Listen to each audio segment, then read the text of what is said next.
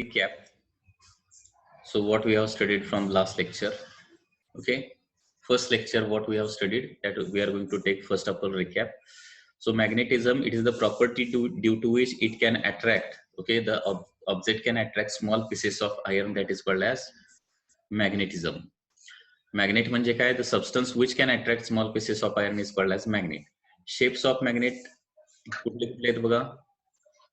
The first is the bar magnet, second is the magnetic needle, third is the horseshoe magnet, which is also called as HS magnet.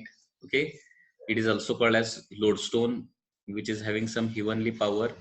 Properties of magnet देखील आपण बघितलेले आहेत. Okay, it is suspended. It always rests in north-south direction. When magnet is dipped in iron fillings, most of the iron fillings stick near the end, and that area is called as pole. There are two poles of the magnet, that is north pole and the other pole is south pole. Monopole does not exist. Okay, single pole never exists. After that, we have studied terms related to magnetism, that is magnetic pole. Okay, after that, pole strength. Strength of magnetism at a pole is called as pole strength. Pole strength चा SI unit काय आहे हे महत्त्वाचं आहे. Ampere into meter. Ampere meter. Dimension is M0 L1 T0 A1. Magnetic axis, the line passing through north pole and south pole. Magnetic equator म्हणजे काय असतं? Line passing through center of magnet and perpendicular to the axis. Geometric length म्हणजे काय? It is end to end length of the magnet. End to end length of the magnet is called as geometric length. Magnetic length म्हणजे काय? Distance between north pole and south pole of the magnet. As north pole and south pole are not situated exactly at the ends, therefore magnetic length is always smaller than the geometric length. Okay, magnetic length is always denoted by 2L letter. Okay, इसका मतलब L क्या होता है? L मतलब distance between center of the magnet and north pole or the south pole. What is magnetic dipole? Two equal and opposite poles separated by some finite distance, that is called as magnetic dipole. So every magnet is a magnetic dipole. Magnetic dipole moment, this is a very important term. Magnetic dipole moment, which is denoted by capital M. So it is the product of pole strength and the magnetic length. Magnetic dipole moment मतलब क्या रहता है? ये product रहता है. इसका product pole strength और magnetic length का प्रोडक्ट रहता है. So capital M is equal to small m into 2L. It is a vector quantity and direction is always from south pole to the north pole. SI unit is ampere meter square and dimension is M0 L2 T0 A1. Then magnetic dipole moment of a current carrying coil. Next important formula, magnetic dipole moment of a current carrying coil, and it is given by formula NIA. Okay, number of turns into current into area, NIA. Then dipole moment due to orbital motion of the electron, which is given by formula EPR by 2. Okay जब electron एक orbit में revolve होता है तो उसकी वजह से एक dipole moment, एक मैग्नेट प्रोड्यूस होता है. उस मैग्नेट का डाइपोल मोमेंट कितना रहता है? EPR by 2 रहता है. गायरोमैग्नेटिक रेशियो, गायरोमैग्नेटिक रेशियो मतलब M0 by L0. M0 means orbital magnetic moment, L0 means angular momentum. So ratio of dipole moment to angular momentum, ratio of dipole moment produced by electron to angular momentum of electron, it is called as gyromagnetic ratio. It is always E by 2m. Gyromagnetic ratio किती असतो? E by 2m असतो आणि त्याची value असते 8.8 into 10 raised to 10 coulomb per kg. Next is the Bohr magneton. Bohr magneton म्हणजे काय? ज्यावेळी electron first orbit मध्ये रिव्हॉल्व होतो त्यावेळी त्याचं जे डायपोल मोमेंट असतं त्याला काय म्हटलं जातं? बोहर मॅग्नेटन असं म्हटलं जातं.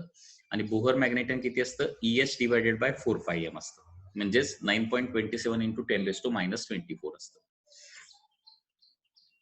आफ्टर दॅट एक बार मॅग्नेट जर डिफरंट वेज ना आपण कट केला तर डायपोल मोमेंट कसं प्रोड्यूस होतं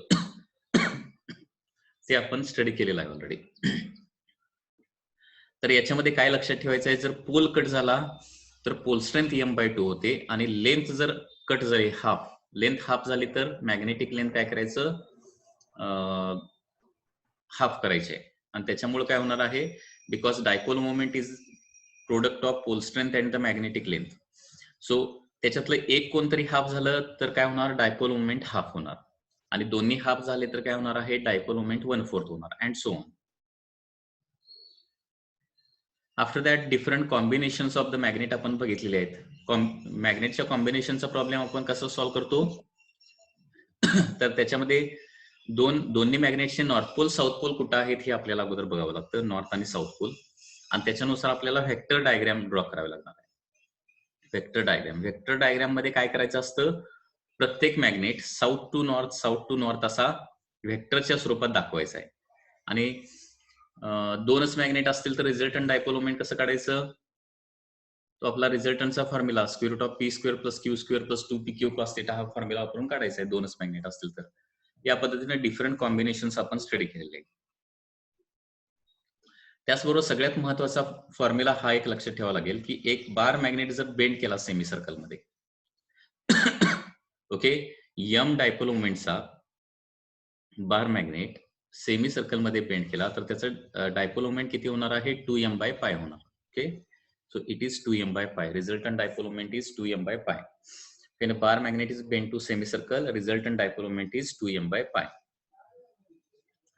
त्याचबरोबर एक बार मॅग्नेट थीटा अँगल मध्ये बेंड केला तर फॉर्म्युला काय होतो, 2 sin θ/2 divided by θ into m होतो. हा एक फॉर्म्युला. हे दोन फॉर्म्युले एक महत्वाचे फॉर्म्युला आहेत, ते लक्षात ठेवावे लागतील. Okay, m dash divided by m is equal to 2 sin θ/2 divided by θ. त्याच्यानंतर number of magnet S shape मध्ये अरेंज केले तर रिझल्टंट किती होणार वगैरे वगैरे, जे शेप, स्पून शेप, ओके, हे सगळं आपण स्टडी केलेलं आहे. त्याच्यानंतर Gauss law of Coulomb's law of magnetism आपण बघितलेला आहे. तर कुलम्स लॉ ऑफ मॅग्नेटिझम काय आहे, तर Coulomb's law of magnetism gives force of attraction or repulsion between two monopoles.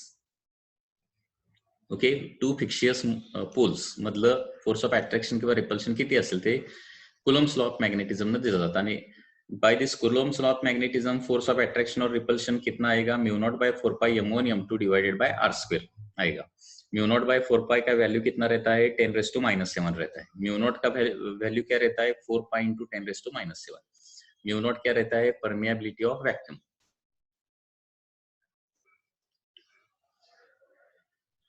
After that neutral point, null point म्हणजे दोन पोलच्या मध्ये नल पॉइंट म्हणजे झिरो मॅग्नेटिक इंडक्शनचा पॉइंट कुठं असतो त्याचा देखील फॉर्म्युला आपण बघितलेला आहे. आणि तो फॉर्म्युला काय आहे, नल पॉइंटचा फॉर्म्युला इथे दिलेला असेल बघा, that is √m1 divided by √m1 plus √m2 into total distance. म्हणजे m1 पासून m1 या पोल पासूनचं डिस्टन्स आपल्याला काढायचं असेल तर किती येणार आहे, नल पॉइंट कुठे येणार आहे, √m1 divided by √m1 plus √m2 into total distance. हा नल पॉइंटचा फॉर्म्युला आहे.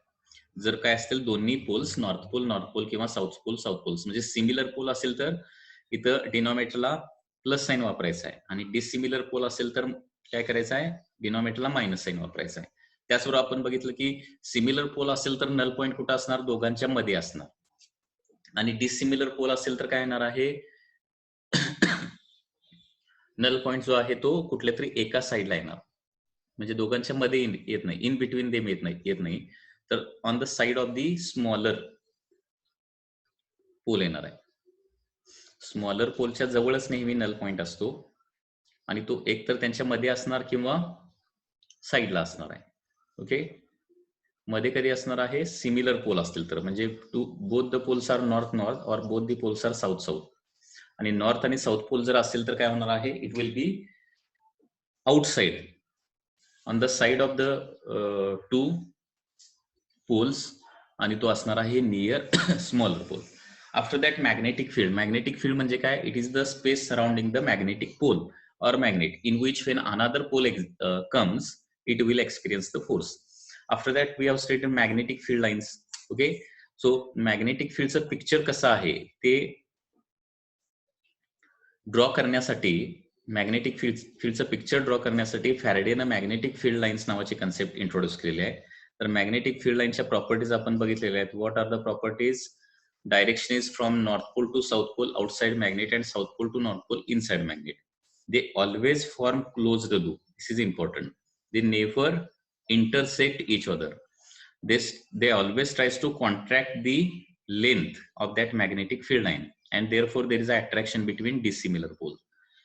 Also, magnetic field line repel each other. They always tries to go away from each other, and therefore there is a repulsion between similar poles. The very important property is that when you draw a tangent to magnetic field line, it will give the direction of the magnetic field there. Okay. When magnetic field lines are crowded, the field is stronger. When magnetic field lines are separated, field is weaker. And in uniform magnetic field, magnetic field lines are parallel and equidistant. Uniform magnetic field मध्ये magnetic field lines कशा असतात, parallel आणि equidistance असतात. After that हे magnetic field किती strong आहे किंवा किती वीक आहे हे फाइंड आउट करण्यासाठी काय करतो आपण, एक टर्म इंट्रोड्यूस केलेली आहे, that is magnetic induction. So magnetic induction is a vector quantity which represents strength of magnetic field at a point. So how much the magnetic field is stronger or how much the magnetic field is weaker, that is numerically represented by a vector quantity, and that vector quantity is called as magnetic induction. So magnetic induction is nothing but force per unit pole strength. Okay, म्हणजे एखाद्या पॉइंटचं magnetic induction find out करायचं असेल तर त्या ठिकाणी काय करावं लागेल, आपल्याला एक पोल ठेवावा लागेल आणि त्याच्यावर फोर्स किती प्रोड्यूस होत आहे ते मेजर करावं लागेल. ओके, कारण कुठल्याही मॅग्नेटिक फील्ड मध्ये पोल आणून ठेवला तर त्याच्यावर फोर्स क्रिएट होणार आहे. Okay, so how much force is created that we have to measure, and that force divided by pole strength placed there. Okay, that will give you magnetic induction at that point. So SI unit is Newton per ampere meter, which is also called as Tesla. Okay, so SI unit of magnetic induction is named after scientist Nikola Tesla. Nikola Tesla जो scientist आहे, खूप great scientist होता. Nikola Tesla मुळे आपल्याला जे आता electricity available आहे ते निकोला टेस्ला या सायंटिस्ट मुळे मिळालेले आहे, लक्षात घ्या. निकोला टेस्ला, त्याचे नावे टेस्ला हे युनिट आहे. And yes, one more unit is weber per metre square is also unit, but mostly tesla is used. Magnetic induction due to single pole, okay, which is given by formula mu naught by 4 pi m by r square. Okay, mu naught by 4 pi m by r square. Actually इलेक्ट्रिसिटीचा शोध जो आहे तो कुणी लावलेला आहे, magnetic induction due to single pole is given by formula mu naught by 4 pi m by r square. म्हणजे single pole M pole स्ट्रेंथचा असेल आणि त्याच्यापासून आर डिस्टन्सला एक पॉइंट असेल तर त्याचं मॅग्नेटिक इंडक्शन काय असतं, mu naught by 4 pi m divided by r square. Okay, next, magnetic induction on the axis of dipole, हे फॉर्म्युले पाठ पाहिजे. Magnetic induction on the axis चा फॉर्म्युला काय, mu naught by 4 pi 2 mr divided by r square minus l square bracket square. And when L is negligible, mu naught by 4 pi 2 m by r cube. हे repeat का करायला लागलोय, कारण लक्षात घ्या आपण नुसतं पुढं पळून उपयोग नाही, पाठीमागचं जे आहे ते परफेक्ट असलं पाहिजे. ओके, त्याच्यासाठी खूप प्रिपरेशन करायला पाहिजे. जेवढे आता डेरिव्हेशन फॉर्म्युले जे झालेत ते सगळे फॉर्म्युले तुम्हाला तोंड पाठ करावे लागतील. फॉर्म्युले पाठ असणं आणि ते फॉर्म्युले कसे येतात त्याची बेसिक कन्सेप्ट आणि फंडामेंटल क्लिअर असणं, या दोन्ही गोष्टी खूप महत्वाच्या आहेत. फंडामेंटल्स तुमचं चांगलं असणं, बेसिक्स चांगलं असणं म्हणजेच काय, फॉर्म्युला तो कसा येतोय, कुठून येतोय, त्याच्यामध्ये काय अझम्पशन मांडलेले आहेत हे तुम्हाला माहिती असणं पाहिजे.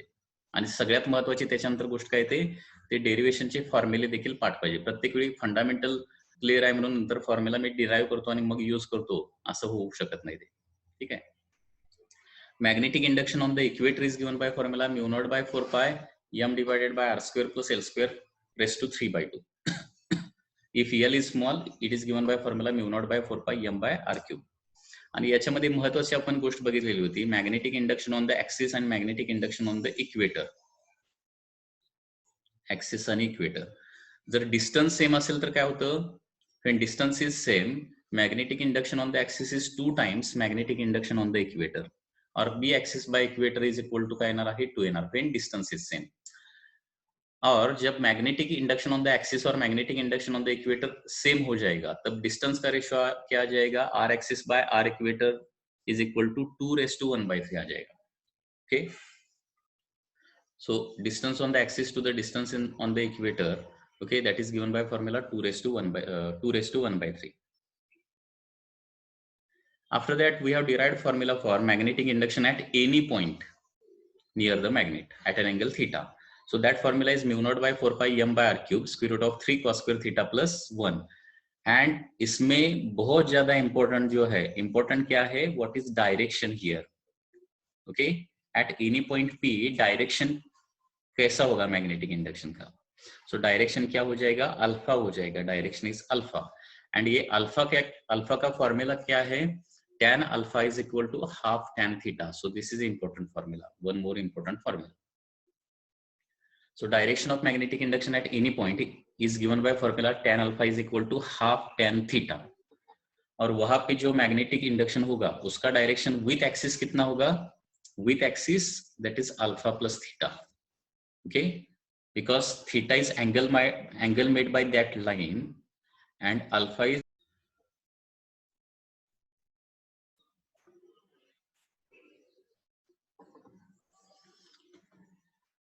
there was some interruption. Okay, let's continue further. So magnetic induction at any point is given by formula mu naught by 4 pi m by r cube square root of 3 cos square theta plus 1. Okay, and direction of magnetic induction at that point, या direction सगळ्या महत्वाचे आहेत, हे खूप महत्वाचं आहे. Axis वर point असेल तर डायरेक्शन कशी असते रे, along the axis and away from the north pole or towards the south pole. म्हणजे ऍक्सिस वरचा पॉइंट असेल तर डायरेक्शन ऑफ मॅग्नेटिक इंडक्शन, कारण magnetic induction is a vector quantity, त्याचं कॅल्क्युलेशन करताना त्याचा मॅग्निट्यूडचा फॉर्म्युला तर पाठ पाहिजेच, परंतु डायरेक्शन देखील माहिती असेल तरच त्याचं ऍडिशन सबट्रॅक्शन वगैरे सगळं जे काय असेल ते आपण करू शकतो. So that is important. So direction of magnetic induction on the axial point कसा असणार आहे, along the axis. तो पॉइंट नॉर्थ पोलच्या जवळ असेल तर away from north pole, south पोलच्या जवळ असेल तर टुवर्ड साऊथ पोल, अशी डायरेक्शन असणार आहे. And if that point is on the equator, what is the direction of magnetic induction? That is also very important. And that direction is parallel to axis exactly. म्हणजे त्या पॉइंटला काय करावं लागेल, parallel line draw करावी लागेल, कशाला, ऍक्सिसला. And पॅरल लाईन काढल्यानंतर तिथे डायरेक्शन कशी द्यायची आहे, नॉर्थ पोल कुठे आहे बघायचा, साऊथ पोल कोणीकडे आहे बघायचा, तर त्या लाईनवर arrow should be from north to the south. And magnetic induction ची direction at any point कसं येणार आहे, tan alpha is equal to half tan theta.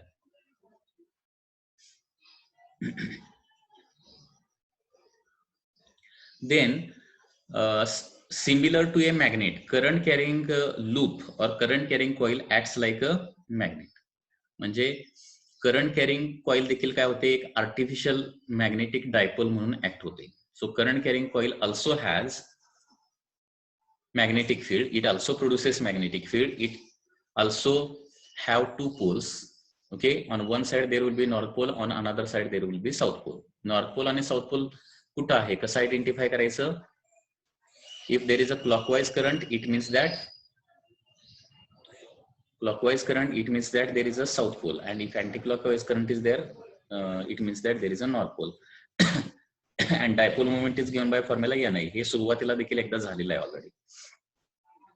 Next part is of magnetic potential. Magnetic potential is a scalar quantity and it is nothing but work done to bring unit positive charge from infinity to that point. So work done calculate करने के लिए हमें magnetic potential पता होना जरूरी है. अभी magnetic potential के सभी फॉर्मूले क्या है, magnetic potential due to monopole is given by formula mu naught by 4 pi m by r. Magnetic potential due to dipole का फॉर्मूला क्या है, on the axis mu naught by 4 pi m divided by r square minus l square, on the equator it is 0. And magnetic potential near dipole at any point that is mu naught by 4 pi m cos theta divided by r square minus l square cos square theta. Okay, ये इधर ध्यान में रखना जरूरी है कि magnetic potential on the equator 0 ही रहता है. Okay, So this much part we have studied. Okay. After that, torque acting on magnetic dipole is given by formula m bar cross b bar, that is mb sin theta. Okay, torque acting on dipole. Similarly, if there is a coil pay torque कितना आएगा फिर m बार मतलब n i a bar cross b बार, क्योंकि coil का dipole moment कितना रहता है, ये n i a. So torque on a coil, for coil, this is for coil, because coil is like also like a magnet na. So n i a b cos theta, sin theta, sorry, not cos theta, cross product means sin theta, n i a b sin theta. This is a torque acting on a current carrying coil when it is placed in a magnetic field. उसके बाद work done in rotating a magnet. Work done in rotating a magnet is given by formula mb cos theta 1 minus cos theta 2. हा एक formula महत्वाचा आहे. आणि potential एनर्जीचा formula काय, minus mb cos theta. When a magnetic dipole is placed in external magnetic field, its potential energy of magnetic dipole when it is placed in external magnetic field is minus mb cos theta, and work done in rotating a magnet from theta 1 to theta 2 is mb cos theta 1 minus cos theta 2. Okay. हाँ, अभी इस rotation के कुछ problem हम देखते हैं. म्हणजे magnet जर external magnetic field मध्ये rotate केला तर वर्क डन किती होणार हे तुम्ही मला सांगायचं आहे. फॉर्म्युला काय आहे लक्षात घ्या. व्हॉट इज फॉर्म्युला वर्क डनचा, W is equal to mb cos theta 1 minus cos theta 2. हे बघा, डायग्राम वरून सांगायचं आहे.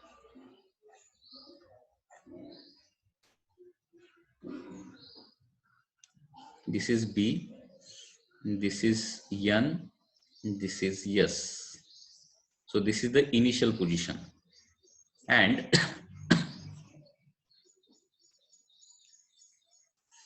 this is the final position.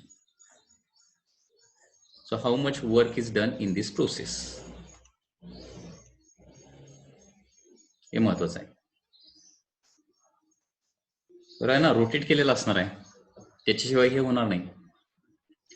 नॉर्थचं south, साऊथचं north व्हायला रोटेशन करावं लागेल ना. जर असं थिंक करा आणि तुम्ही आन्सर मला सांगायचं आहे. प्रत्येक वेळी मी सांगणार नाही आन्सर.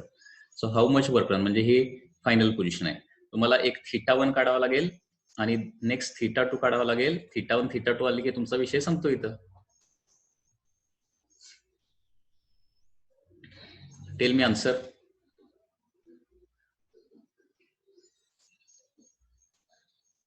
हा, सुरुवातीला थीटा 1 कॅल्क्युलेट करूया. थीटा 1 येणार किती, 180 डिग्री. व्हाय, कारण थीटा म्हणजे कोणामधला अँगल आहे, एम बार आणि बी बार मधला अँगल आहे.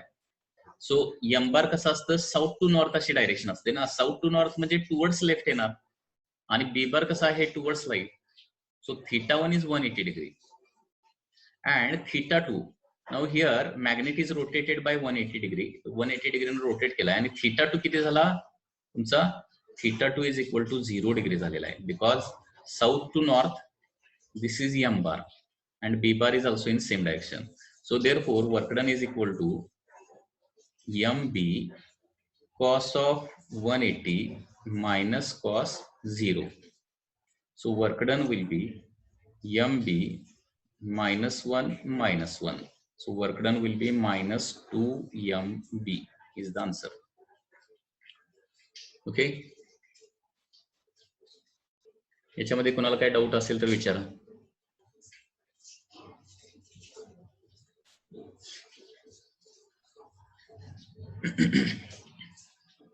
म्हणजे वर्डिंग याचं कसं येणार बघा. Initially magnet is placed opposite to magnetic field and then it is rotated so that it become parallel to magnetic field. सुरुवातीला मॅग्नेटिक फील्ड अपोजिट ठेवायचा आहे. डायपोल मोमेंट त्याचा अपोजिट पाहिजे. नंतर काय होणार आहे, dipole moment in same direction of magnetic field होईल. तर ती व्यवस्थित बघावं लागेल. हाच क्वेश्चन मी इथं ड्रॉ केला आता परत. नेक्स्ट क्वेश्चन म्हणून ते महत्वाचं आहे, कारण आन्सर मध्ये +2 MB पण असू शकते आणि -2 MB पण असू शकते.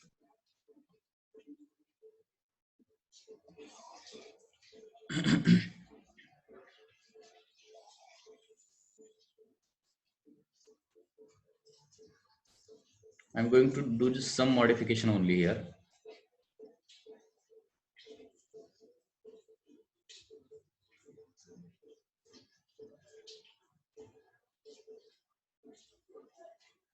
Here, initially South Pole, North Pole, then North Pole, South Pole.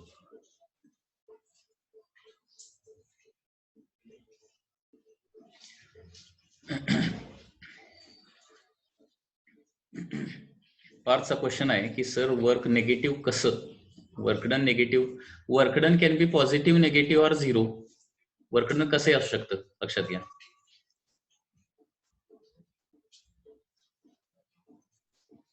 ज्यावेळी वर्कडन, ऍक्च्युली वर्कडन बाय इथं एक्सटर्नल एजन्सी असणार आहे. आता काय होणार बघा, हा मॅग्नेट जो आहे पहिल्या केसमध्ये, क्वेश्चन 1 मध्ये मॅग्नेट स्वतःहून फिरणार ना. तेव्हा magnetic induction left to right म्हणजे काय होणार, एक्सटर्नल मॅग्नेटिक फील्डचा नॉर्थ पोल लेफ्टला असणार आणि साऊथ पोल राईटला असणार. नॉर्थ नॉर्थ मध्ये रिपल्शन, साऊथ साऊथ मध्ये रिपल्शन, आणि त्याच्यामुळे मॅग्नेट जर तिथं धरला सोडून दिला तर स्वतःहून फिरणार. स्वतःहून फिरणार म्हणजे तो एक्सटर्नल एजन्सीवर वर्क करणार आहे. जो कोणी, तुम्ही त्याला थांबवण्याचा प्रयत्न करणार, परंतु ते तुम्ही थांबवू शकणार नाही, म्हणजे तुमच्यावर वर्कडन होणार आहे. So it is negative work done. आणि ज्यावेळी बाहेरची एजन्सी म्हणजे तुम्ही फिरवणार आहे स्वतःचा फोर्स लावून, त्यावेळी ते पॉझिटिव्ह वर्कडन येणार. आता इथं बघा, इथं नॉर्थ पोल लेफ्टला, साऊथ पोल राईटला, त्याच्यामुळे हा जो मॅग्नेट आहे या कंडिशन मध्ये राहायचा प्रयत्न करणार. लक्षात घ्या, आहे या कंडिशन मध्ये राहायचा प्रयत्न करणार आहे.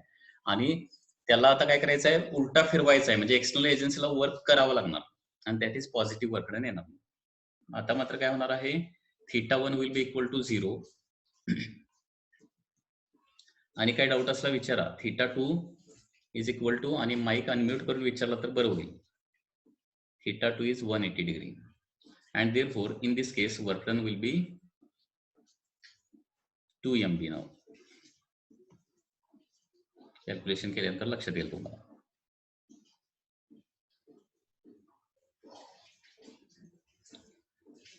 Next, suppose next question,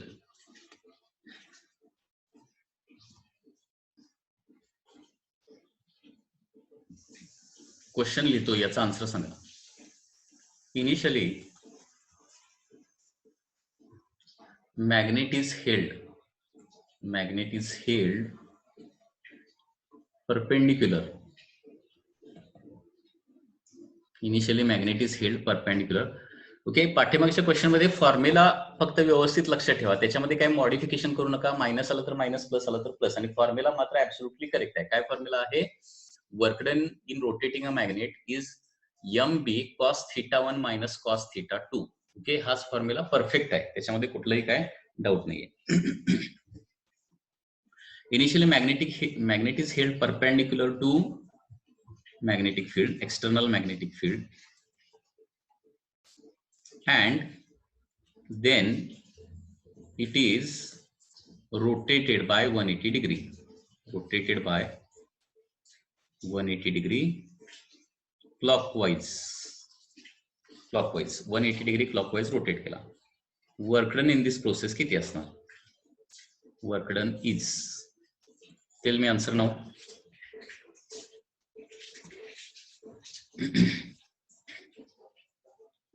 A magnet is held initially perpendicular to magnetic field, and then it is rotated by 180 degree clockwise. So how much work done is done in this case? Find out θ1, find out θ2, find out work done.